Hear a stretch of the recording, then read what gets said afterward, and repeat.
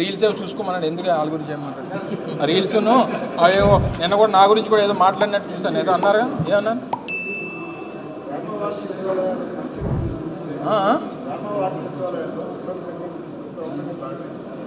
వారు ఎన్నికల ప్రచారంలో చెప్పినటువంటిది రాష్ట్రంలో 20 లక్షల మందికి ఉపాధి కల్పిస్తాం, 20 లక్షల మందికి ఉద్యోగాలు కల్పిస్తాం అనేటువంటిది ఎన్నికల హామీ. 8 నెలలు పూర్తయిపోతుంది.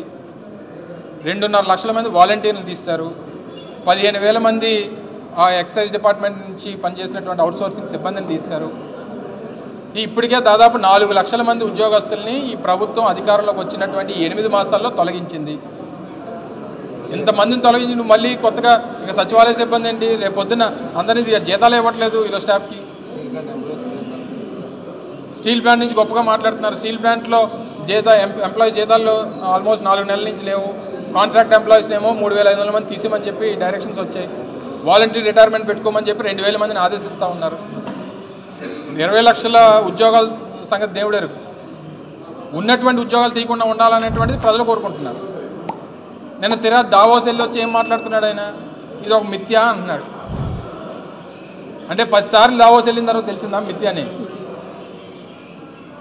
ఉత్తి చేతులు ఊపుకొని వచ్చి ఇప్పుడు అడిగేసరికి సమాధానం లేక ఇది ఒక మిథ్య, నేను అందరినీ కలవడానికి వెళ్ళాను, లేదు నన్ను అందరూ కలవడానికి వచ్చారని చెప్పుకొని అక్కడికి వెళ్ళి రాజకీయాలు మాట్లాడి, అక్కడికి వెళ్ళి రెడ్ బుక్ గురించి మాట్లాడి ఉత్తి చేతులు ఊపుకొని వచ్చి లేనిపోయినటువంటి ఆరోపణలు చేస్తూ ఉన్నారు. ఇవన్నీ కూడా ప్రజలు గమనించాలి. దయచేసి పోనీ మిథ్యాన్ని తెలుసుకున్న తర్వాత మళ్ళీ ఇంకొక 20 కోట్లు మళ్ళీ వచ్చే సంవత్సరం ఖర్చు పెడతారా లేదా దీని గురించి ఏం చేస్తారనేటువంటి వేచి చూద్దాం. అడిగితే మేము వచ్చిన 7 నెలల్లోనే 3 లక్షల కోట్లు పెట్టుబడులు తెచ్చామన్నారు. ఎక్కడ తీసుకొచ్చారు? మేము తీసుకొచ్చిన మీరు రాసుకోవడం ఏంటి? గ్రీన్ హైడ్రోజన్ హబ్ మేము తీసుకొచ్చిందే, బల్క్ డ్రగ్ పార్క్ మేము తీసుకొచ్చిందే, మిట్టల్ని మేము తీసుకొచ్చిందే, టీసీఎస్ మేము తీసుకొచ్చిందే. మీరు ఎవరిని తీసుకొచ్చారంటే మీరు మోడీ గారిని తీసుకొచ్చారు అంతే. ఆ ఓపెనింగ్ చేయడానికి మోడీ గారిని తీసుకొచ్చే తప్ప మీరు తీసుకొచ్చింది ఈ 8 మాసాల్లో ₹1 పెట్టుబడి అనేటువంటిది లేదు అనేటువంటిది ప్రజలకు తెలుసు.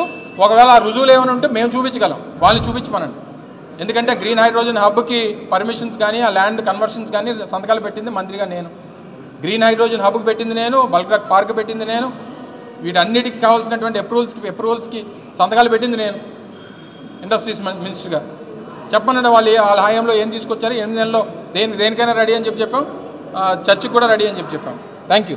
అడిగితే అబ్బోబ్బో చలి -5 డిగ్రీలు, స్నానం చేయలేము, మా గడ్డగట్టేసింది, మా సెక్రటరీ పడిపోయాడని చెప్పి కబుర్లు ఆడారు. మరి ఇంకేం చేసావయ్యా అంటే గుడ్ అంటాడు. వీళ్ళు కూడా బయటకు వచ్చి చంద్రబాబు నాయుడు గారి గురించి అరే అక్కడికి వెళ్ళిన తర్వాత చంద్రబాబు నాయుడు గారు లోకేష్ గారు నిజంగా 3 రోజుల పాటు మనకు ఉన్న భౌగోళిక అంశాలు ఎలా ఉన్నాయి, మన కోస్టల్ ఏరియా ఎంత ఉంది, ఏ పెట్టుబడులు పెడితే ఇక్కడ వాళ్ళకి లాభాలు చేకూరుతాయి, వాళ్ళకి ఎటువంటి ఫెసిలిటీస్ కావాలని ఇస్తామని బిల్ గేట్స్ లాంటి వ్యక్తే ఆ రోజు చంద్రబాబు నాయుడు గారితో కలిసి కూర్చొని మాట్లాడుకొని ఆయన విడుదల చేయబోయే పుస్తకాన్ని చంద్రబాబు నాయుడు గారికి బహుకరిస్తే దేశం అంతా గర్వించదగ్గ సిచ్యువేషన్ని వీళ్ళేమో ఈ రకంగా మాట్లాడుతున్నారు. అది వీళ్ళ పరిస్థితులు. Thank you. చాలా మరి నీ మరి 24 గంటలు కూర్చోబెడతావు.